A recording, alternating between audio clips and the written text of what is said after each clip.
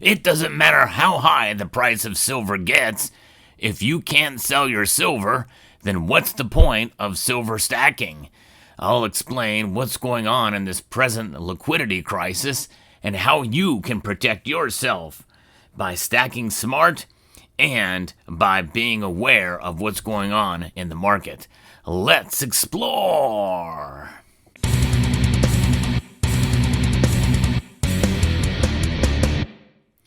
There's been a lot going on, and things are changing day by day with regards to the news regarding silver and how it can be sold, bought, and the premiums, and at what price it's going to be bought and sold at. You have a backwardation happening right now where the futures market is less than the spot price, and that is something that is unusual, but there's a lot of unusual things happening in the market these days.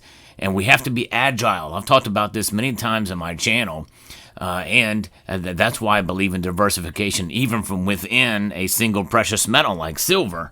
But nonetheless, in this current time, we are facing a big liquidity crisis that has sent ripples throughout the industry, especially here in the United States and Europe, where their refineries are not. They're not buying a lot of different silver items out there. I talked about this in a previous video, and there's been other channels that have talked about it, and this video is inspired by my friend Think For Yourself, who had a really good video that really kind of stepped on my toes, because I'm not as prepared as I should be if I need to liquidate. I'm mostly in accumulation mode, and as you can see here, this is just a small example of just what's referred to as stackable silver, save for this piece right here. All of this stuff would be considered bullion, but some of the stuff I could not sell to some local coin shops because they're inundated with bullion right now in a lot of different ways and areas, and refineries are not taking it. So that leaves dealers holding the bag with a lot of risk. And he referenced a small dealer in Ohio that is going to be questioning whether or not he's going to be taking some of the bullion. Now, as I mentioned in the prior video about the liquidity crisis and about refiners not accepting, they're not taking any constitutional, any 90%, any silver jewelry, any sterling silverware, any of that type of thing. They're not taking it anymore. And I know some local coin shops in my area, they used to have tons of that stuff, and it would flow through, and there's other dealers that have been seeing where they've been filling up 50-gallon buckets, or barrels of this stuff to send into the refineries, and they would accept it. And that's going to happen again. Those days will revisit us once again, but for now, especially when the price has shot up to $51 an ounce, who knows what it's going to be by the time you see this video. It is the times where the market gets upended, and its liquidity becomes a problem. Now, my friends at Summit Metals, they are still buying, and they are selling precious metals, silver especially. So next time you need to buy or sell, look them up. They have great customer service, but they don't pay me to tell you to buy from them under pressure or under any kind of market condition. You should always do so with your own level of understanding of the markets and your personal situation and budget and circumstance. Everybody's circumstance is different. However, we got to be smart when we're stacking silver. Not all silver is the same. We've learned that lesson the hard way here, especially now, because dealers are still buying and selling silver eagles. Premiums starting to go up on those again. This is the most popular bullion coin on the planet. In the history of the world, there's more of these produced every year than any other bullion coin, gold and silver combined. And even though you may live in a different country, still, silver eagles are very liquid. But you should go with the coin that is the most common in your land. That's right. So in other words, if you are in the United Kingdom, it may be Britannia's or Maple Leafs, or if you're in Canada and the United States. Maple Leafs are also very liquid. And I talked to a dealer who said that, it's Eagles and Maple Leafs. That's what they're looking at the most, and that's what they're paying the highest prices for if people go to sell them. And so it's a lesson that, if we're pure silver stackers, It's going to be boring, but I have a large majority of Eagles and Maple Leafs. However, I still do believe in constitutional silver. It is just it is just not liquid right now. And that is the unfortunate truth because they've been inundated. And it has been like that for a while, which is why you can buy it at very close to spot, which is why I think if you're in accumulation mode, then accumulate some constitutional silver. And hold on to that silver. Don't sell it. This is the time not to sell it because you're going to get burned. In fact, you may not even be able to sell it. Who would have ever thought that we would come into a point in time where it may not be possible to sell constitutional silver recognized throughout the United States or world spending silver in your countries? That is quite a possibility. And so these refineries, they will take some other sovereigns like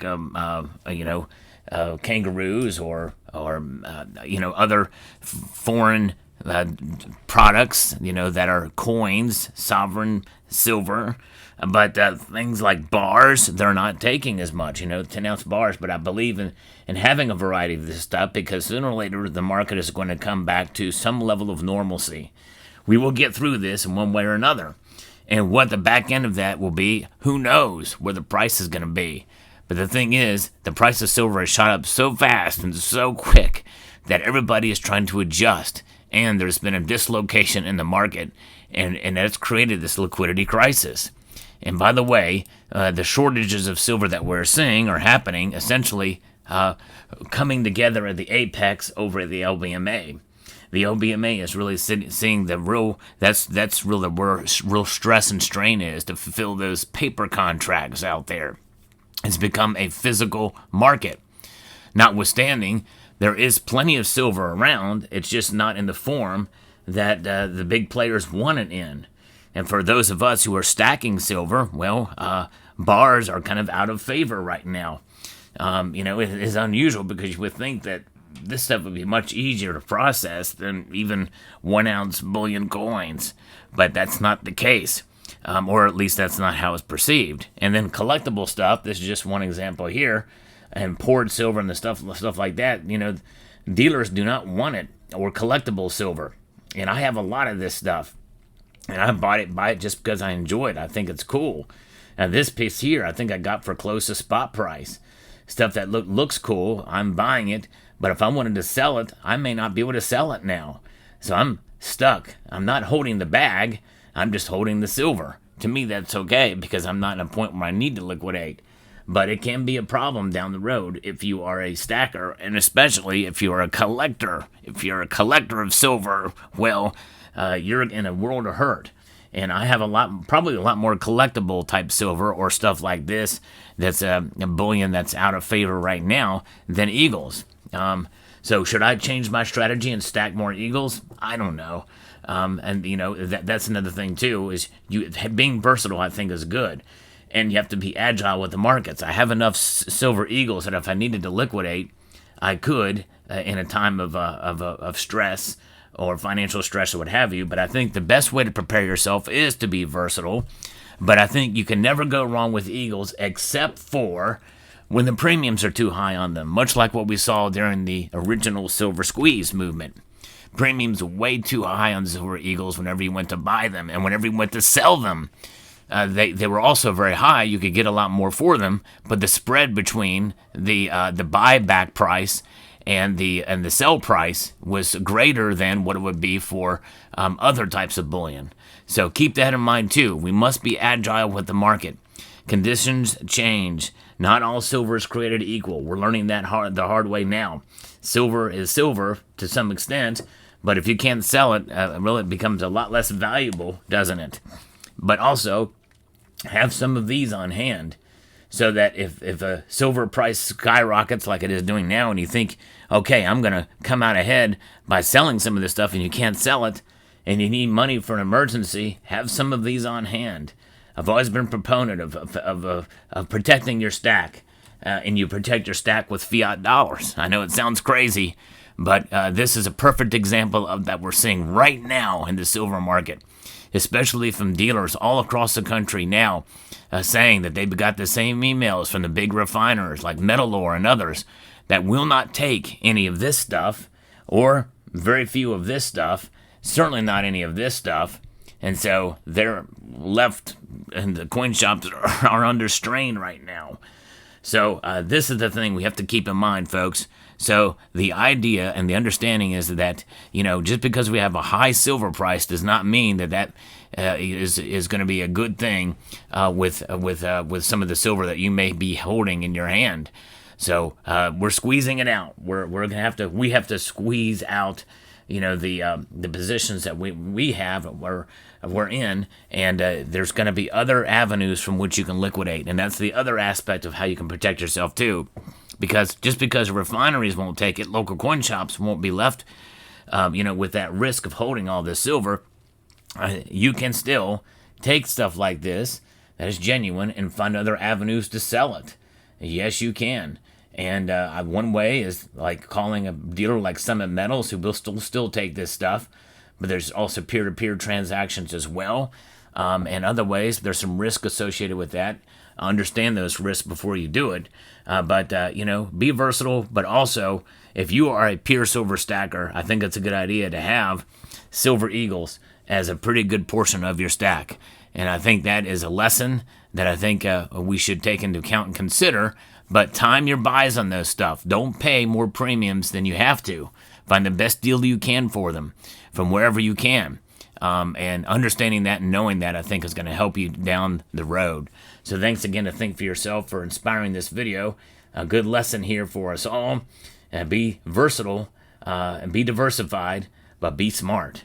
That being said, I'd like to extend a multitude of gratitude to each and every one of you for taking the time to watch, and encourage you to please rate, share, comment, and subscribe.